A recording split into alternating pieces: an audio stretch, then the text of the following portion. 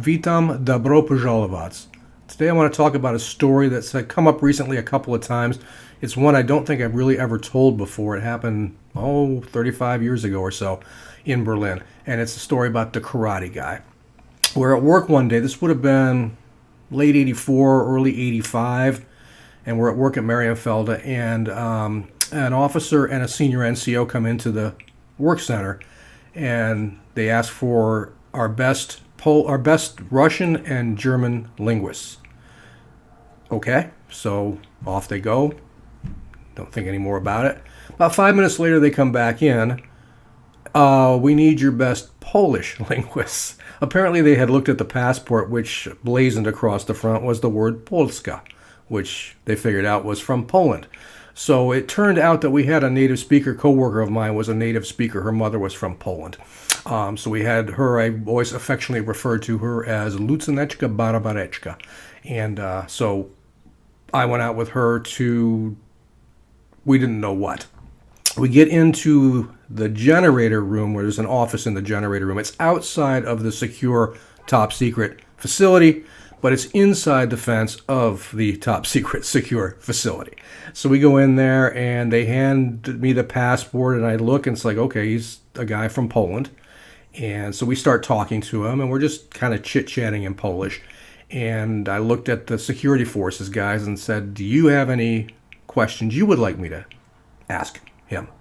And, these were these banal questions. I think they thought they had another Gordievsky defector guy here, and it turned out not to be that at all. He was just an asylum seeker. And, so we're talking to him, and they had some questions. I asked the questions, I gave them the answers. And this goes on for like 5 or 10 minutes. And I was talking to the guy, and I said, how did you get to Berlin? And he said, well, I was at a karate tournament in Amsterdam and stopped in West Berlin on my way back to Poland and decided I didn't want to go back to Poland, so I have to get asylum to stay in the West. And someone had told him, go down to Marienfelde, which is in the southern area of West Berlin at that time. It's still in southern West Berlin. It just at that time was the western side. And look for an American flag, and that will be the refugee center. Well, he missed the refugee center, and a couple blocks down is us on a hill with lots of antennas and things and an American flag. So he came there. So, I could see that the security forces guys were relaxing. And, me always going to poke the hornet's nest, I said quietly, just to let you know, this guy's a karate expert. So they're all get wound up now. We better lock and load your weapons. And I'm just like, oh, dear Lord. So, we go on for another 4 or 5 minutes or so, and then OSI agent shows up. Now, for those who don't know, the OSI is kind of like the Air Force FBI. It's a very similar function to the FBI, just for the Air Force or for the military. And he comes in and looks at the situation and takes us, Lucineczka, Barabareczka, and myself outside and says, okay, I'm not happy about this. This guy should not be on a secure top secret NSA intercept station site. Now he knows that we have people in uniform here who speak Polish, and this is not good. He says, what I'll do is I'll take him out, and I'm going to drive him over to the refugee center and get him set up over there where he should be. And we're like, oh, okay. And again, poke the hornet's nest a little bit.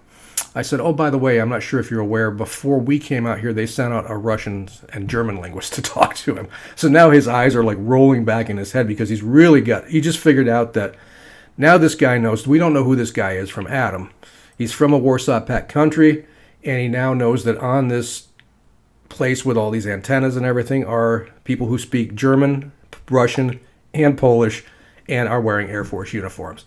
So he kind of asked us never to talk about this within the confines of official Air Force, promotion or qualification for medals or advancement or anything like that. So we never did.